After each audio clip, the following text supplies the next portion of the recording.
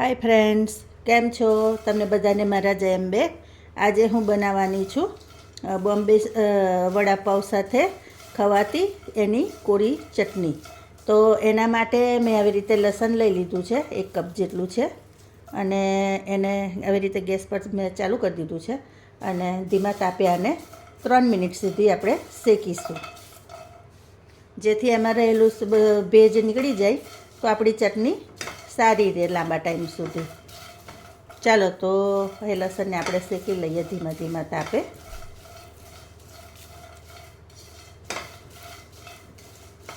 Medium two લો પર જ એને શેકાવા દેવાનું. જેટલી ધીમા તાપે શેકાય એટલું એ સારું બને. 3 મિનિટ ઓલમોસ્ટ થઈ ગયા છે. હવે હું એને કાઢી લઈશ અને હવે સિંગદાણા શેકી લઈશું. તો અડધો કપ મેં આવી રીતના સિંગદાણા લીધા છે, એને આપણે શેકી લઈશું.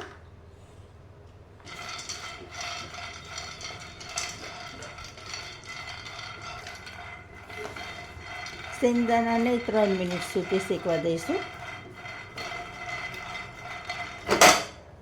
જો આ રીતના ઉપર થોડાક ડોટ પડવાના ચાલુ થઈ ગયા છે.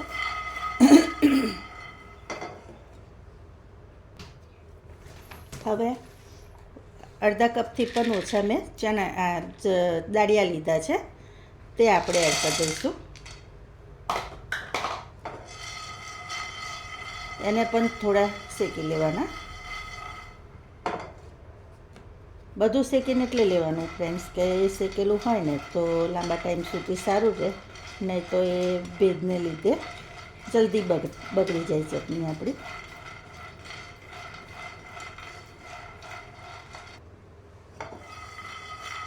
જો ફ્રેન્ડ્સ, આ શેકાઈ ગયા છે. હવે આપણે એને કાઢીને સૂકા મરચાં શેકી લઈશું. આ સૂકા મરચાં લીધા છે, એને પણ ધીમા તાપે શેકી લઈશું.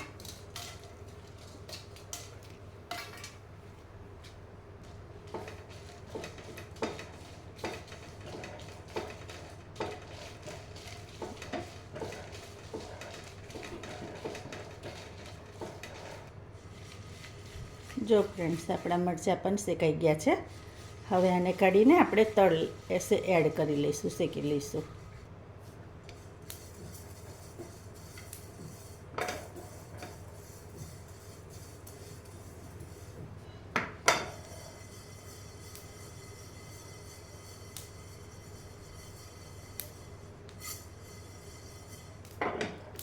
હવે ગેસ બંધ કરી દઈશું. એને આ બધી વસ્તુને હવે ઠંડી થવા દઈશું. હવે ફ્રેન્ડ્સ, જે બધું આપણે શેક્યું હતું એ આ મિક્સી જારમાં આપણે ભેગું કરી લઈશું. આ લસણ,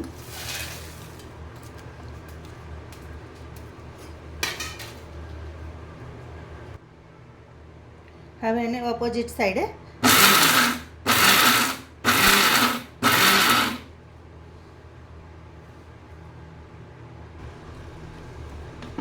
જો અત્યારે આ રીતની થઈ છે. હવે એમાં મીઠું, કલરવાળું મરચું એડ કરી દઈશું. આવી રીતે હળદર મરચું એડ કરી દઈશું આપણે પહેલાં. પછી આ મીઠું એડ કરી દેવાનું ટેસ્ટ મુજબ, અને ફરી પાછું એને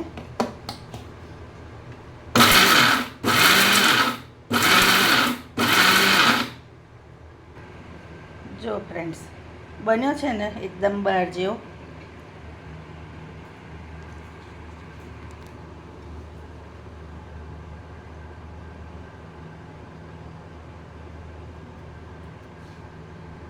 તો તમને મારી રેસીપી કેવી લાગી એ ખાસ કહેજો. લાઈક, શેર, સબસ્ક્રાઈબ કરજો. Thank you.